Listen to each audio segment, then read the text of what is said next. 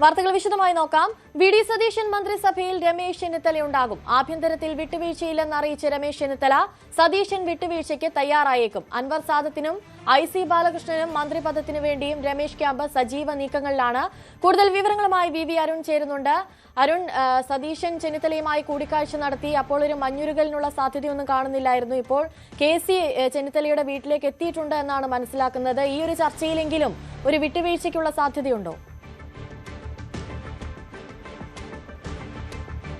പ്രധാനപ്പെട്ട കൂടിക്കാഴ്ചകൾ നടക്കുന്നത് മുഖ്യമന്ത്രി സ്ഥാനത്തിന് വേണ്ടി വലിയ പ്രയത്നം നടത്തിയ, വലിയ പോരാട്ടം നടത്തിയ മൂന്ന് നേതാക്കൾ VD സതീശൻ, രമേശ് ചെന്നിത്തല, KC വേണുഗോപാൽ, ആ മൂന്ന്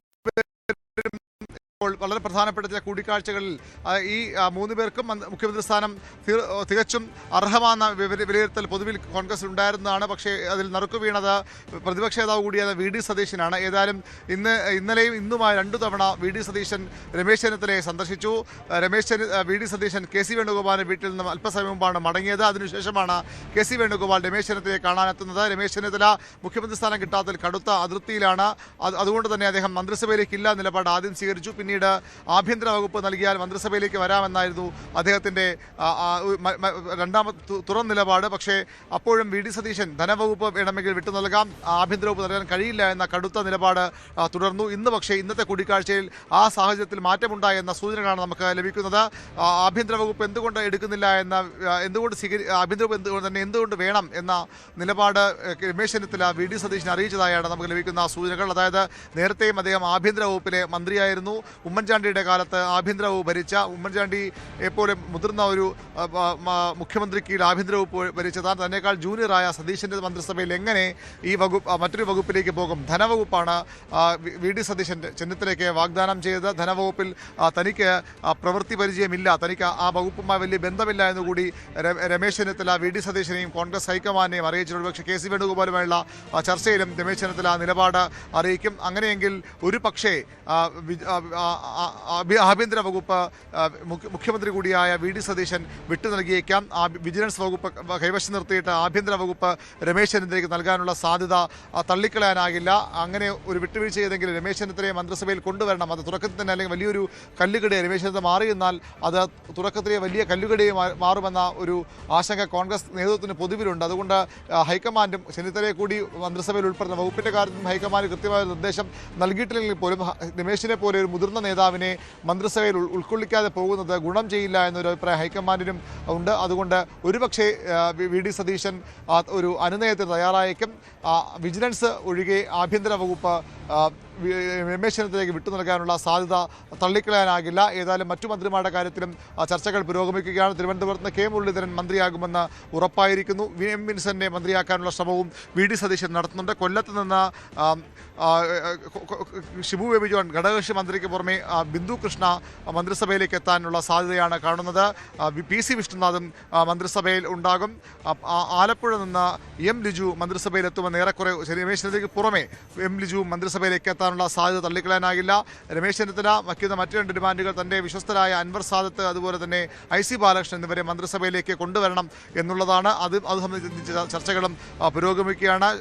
ഷാനിമോൾ ഉസ്മാന്റെ പേര് നേരത്തെ VD സതീശൻ മുന്നോട്ട് വച്ചിരുന്നു. പക്ഷേ T സിദ്ദിഖിന് വേണ്ടി കടുത്ത നിലപാട് തുടരുകയാണ് KC വേണുഗോപാൽ. അങ്ങനെ വരുമ്പോൾ മുസ്ലിം പ്രാതിനിധ്യം 2ൽ കൂടുതലാകും.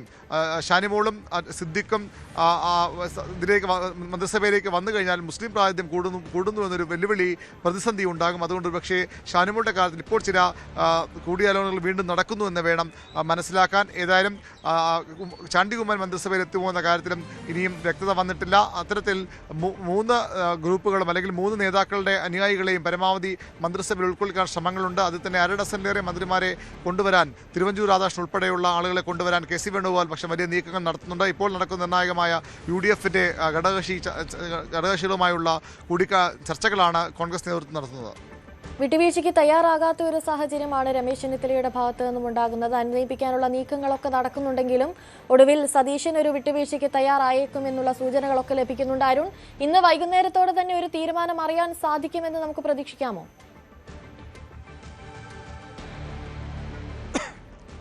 നാളെ മന്ത്രിമാരുടെ പട്ടിക ഗവർണർക്ക് നാളെ വൈകിട്ടോടുകൂടി കൈമാറും. ഇതാണ് വി ഡി സതീശൻ കഴിഞ്ഞ ഏതാനും മണിക്കൂറുകൾക്ക് മുമ്പ് 2 തവണ മാധ്യമങ്ങളെ കണ്ടപ്പോൾ പറഞ്ഞത്.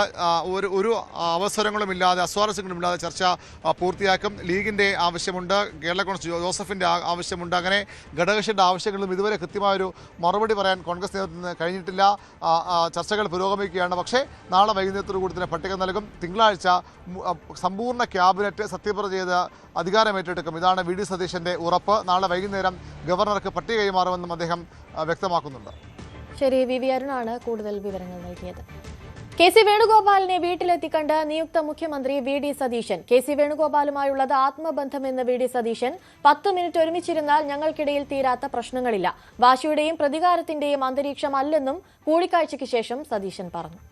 ഞങ്ങളെല്ലാം വിദ്യാർത്ഥി രാഷ്ട്രീയ കാലത്ത് ഒരേ കോളേജിൽ പഠിച്ച് ഒരേ സൗഹൃദം പങ്കിട്ട് ഞങ്ങൾ എ കെ ആന്റണി മന്ത്രിസഭ ഉള്ള കാലത്ത് ഞങ്ങളെ കാണുമ്പോൾ തന്നെ എ കെ ആന്റണി പറയും, വലിയ കൂട്ടുകാർ വരുന്നെന്ന് പറയും. ഞങ്ങൾ ഒരുമിച്ച് ലോകം മുഴുവൻ യാത്ര ചെയ്തിട്ടുള്ള ആളുകളല്ല. ഒരുമിച്ച് യാത്ര ചെയ്യുന്നുള്ളതിന് ഇത് വേണ്ടേ, ഒരു ബന്ധം വേണ്ടേ? ഒരുമിച്ച് യാത്ര ചെയ്യാൻ ഇല്ലെങ്കിൽ ഒരു പ്രാവശ്യം യാത്ര ചെയ്ത് രണ്ടാമത് ആരെങ്കിലും പോവോ? അത്രയും ആത്മബന്ധം ഞങ്ങളെല്ലാവരും തമ്മിൽ ഉണ്ട്. നിങ്ങൾ ഉദ്ദേശിക്കുന്നത് പോലെ ഒരു വിഷയവും തർക്കത്തിലില്ല. ഞങ്ങൾ 10 മിനിറ്റ് 15 മിനിറ്റായി ഇരുന്നാൽ തീരാത്ത ഒരു വിഷയം ഇതിൻ്റെ അകത്തില്ല. അദ്ദേഹം പറയുന്നത് തന്നെ ആയിരിക്കും ഞാൻ പറയുന്നത് തന്നെ ആയിരിക്കും അതായിരിക്കും കറക്റ്റ് എന്ന് പറയും. എനിക്കെന്തെങ്കിലും തെറ്റിയാൽ അവിടെ ഇങ്ങനെ ഒരു പ്രശ്നമുണ്ടെന്ന് പറയും. അങ്ങനെ ഞങ്ങൾ അങ്ങോട്ടും ഇങ്ങോട്ടും കറക്റ്റ് ചെയ്ത് ആർക്കെങ്കിലും വേണ്ടി വാശി പിടിക്കുകയോ ആരെയും വെക്കരുതെന്ന് വാശി പിടിക്കുകയോ ചെയ്യുന്ന ആളുകളല്ല. നിങ്ങൾ ദയവ് ചെയ്ത് ഞങ്ങളെയൊന്നും അത്ര ഇതായിട്ട് കാണല്ലേ, അത്ര മോശമായിട്ട് കാണല്ലേ. പാർട്ടിയാണ് അഭിപ്രായ വ്യത്യാസങ്ങളെ ഒന്നിപ്പിക്കുന്ന കണ്ണിയെന്ന് കെ സി വേണുഗോപാൽ. സതീശന് പൂർണ്ണ പിന്തുണ നൽകുമെന്നും കെ സി വേണുഗോപാൽ പ്രതികരിച്ചു. ഇതിലൊന്ന് തൊട്ടു നോക്കി ഒന്ന് തൊട്ടാൽ കോൺഗ്രസിന്റെ രക്തമാണ് വരിക. അപ്പൊ കോൺഗ്രസ് ആണ് ഞങ്ങൾക്കെല്ലാം, പാർട്ടിയാണ് എല്ലാം. പാർട്ടി തീരുമാനം പറഞ്ഞു കഴിഞ്ഞാൽ ആ പാർട്ടി തീരുമാനത്തിന് മേൽ ഉറച്ചു നിന്ന് പോരാടുക എന്നുള്ളതാണ് ഞങ്ങളുടെ ലക്ഷ്യം. ഇനി കേരളത്തിൽ ഐക്യജനാധിപത്യ മുന്നണിയുടെ സർക്കാരിനെ കുറിച്ച് ജനങ്ങൾ വളരെ പ്രതീക്ഷയോട് നോക്കിക്കാണുകയാണ്. ഈ നാട്ടിലെ പാവപ്പെട്ടവരെയും സാധാരണക്കാരനെയും ഒരുപാട് പ്രശ്നങ്ങൾ അവിടെ കിടക്കുന്നുണ്ട്. അത് പരിഹരിക്കാനുള്ള ഒരു ദൌത്യമാണ് ശ്രീ വി ഡി സതീശന്റെ നേതൃത്വത്തിലുള്ള സർക്കാരിലേക്ക് വന്നിരിക്കുന്നത്.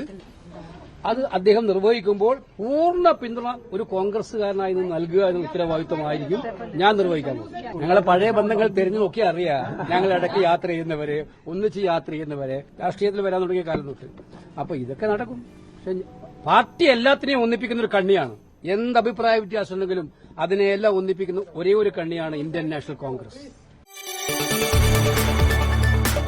കൂടുതൽ വാർത്തകൾക്ക് news 18 Keralam YouTube channel subscribe ചെയ്യുക.